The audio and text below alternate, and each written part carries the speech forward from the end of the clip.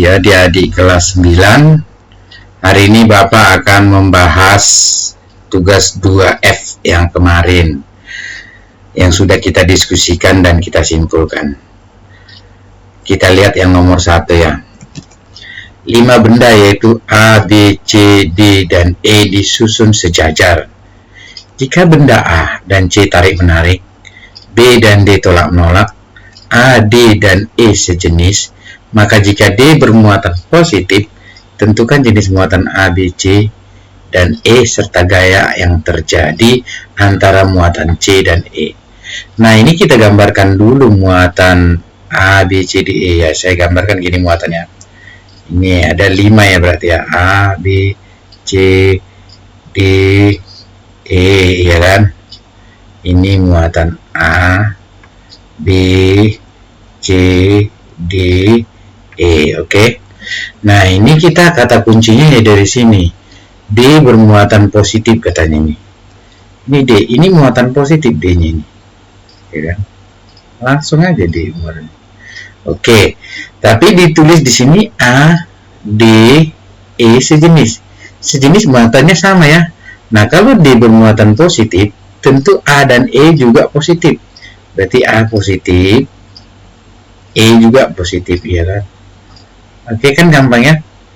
Nah, sampai sini mengerti ya. Nah, terus baru kita masuk menentukan muatan B, C. Itu kita lihat dari sini.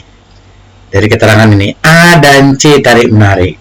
A dan C tarik-menarik ya. Kalau A dan C tarik-menarik harus beda jenis. Kalau A itu muatan positif, berarti C muatan positif juga ya. Tarik-menarik ya, sorry. Muatan negatif. Ya, ini muatan negatif kan. Oke. B dan D tolak-menolak. B dan D tolak-menolak ya. Kalau B dan D tolak-menolak, berarti B dan D sejenis. Berarti ini positif. Ya. Nah, sudah.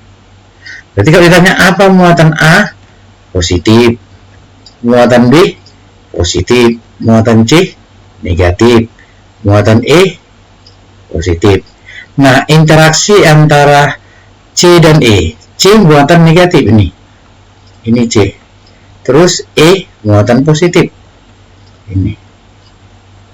Interaksinya ini beda jenis ya, berarti terjadi tarik-menarik. Berarti gaya tarik-menarik.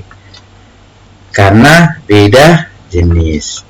Seperti itu yang nomor 1 ya. Oke, kita lanjut nomor 2. Perhatikan gambar berikut. Jika muatan C negatif, tentukan jenis muatan A, B, dan D, serta gaya interaksi muatan A dan D. Nah, kita lihat muatan C negatif. Langsung aja ini negatif. Ini negatif ya. Nah, antara B dengan C itu kan dia kalau kita lihat dekat-dekatannya atau beda warnanya ya. Berarti ini terjadi tarik-menarik di sini ya. Berarti ini muatan B apa? Beda jenis ya, berarti ini positif ya B. Nah, antara A dan B itu dia sama warnanya, terus berjauhan. Berarti ini terjadi tolak-menolak ya. Ini tolak kemarin benar ya. Berarti muatan A dan B sejenis. Muatan B positif, berarti A juga positif ya. Oke. Nah, benda D itu didekatkan ke benda C, C-nya malah menjauh.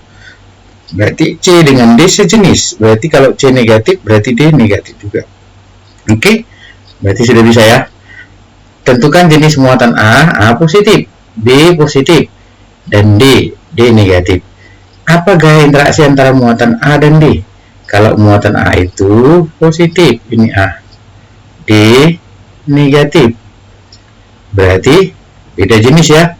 Terjadilah gaya tarik-menarik kan. Itu doang ya. Gampang ya. Oke, seperti itu yang nomor 2. Kita lanjut nomor 3.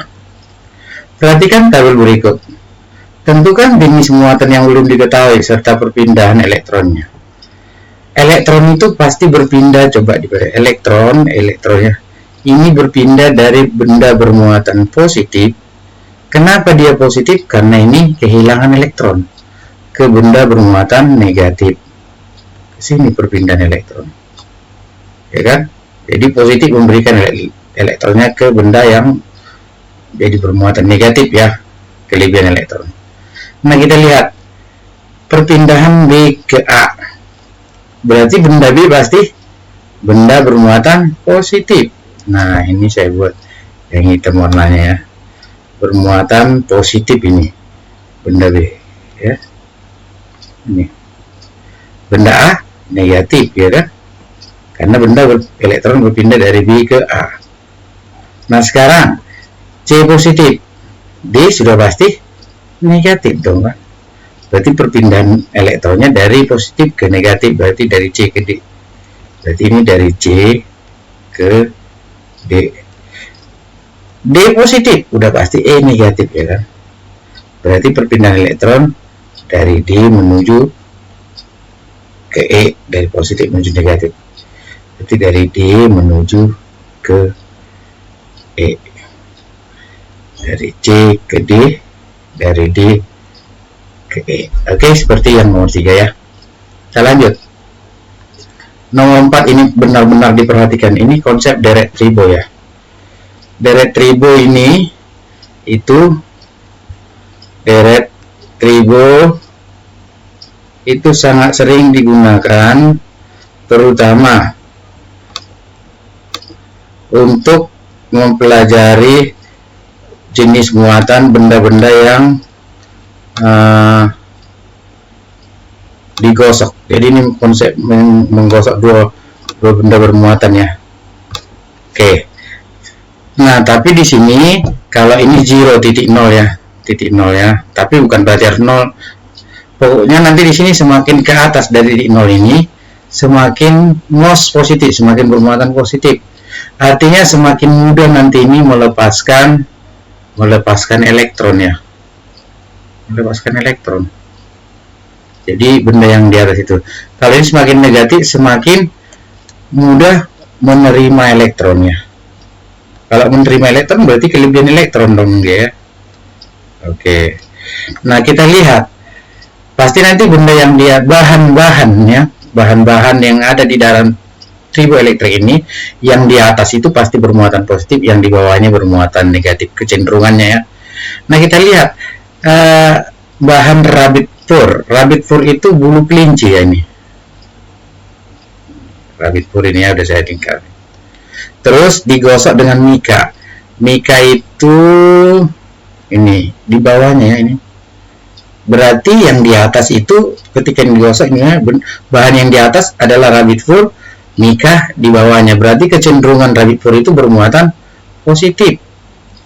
Mika bermuatan negatif. Artinya elektron bahan rabbit fur itu akan dilepas ke mika. Elektronnya berpindah dari rabbit fur menuju mika.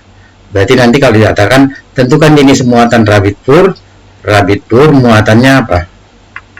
Rabbit fur itu bermuatan positif, sedangkan mika bermuatan negatif. Berarti elektron itu berpindah dari rabbit fur, elektron berpindah ya dari rabbit fur ke mika. Dari positif ya, rabbit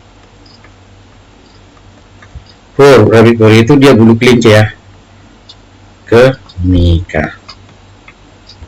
Jadi seperti itu konsepnya. Jadi gampang sebenarnya, tinggal kita lihat bahan yang di atas itu kecenderungannya bermuatan positif, yang di bawahnya negatif.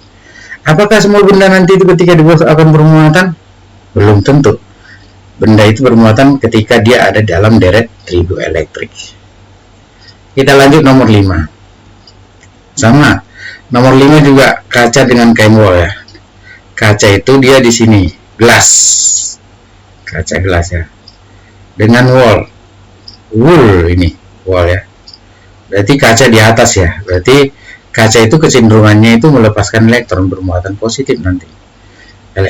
Kain wol itu menerima elektron dari kaca.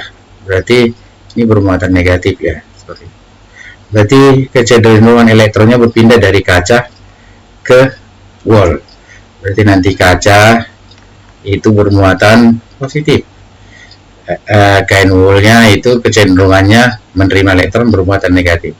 Berarti perpindahan elektronnya dari kaca, dari kaca ke seperti itu ya. Jadi benar-benar dipahami dulu ini. Oke, seperti itu pembahasan tugas 2F ya. Semoga ini bermanfaat untuk kalian. Terima kasih, selamat pagi.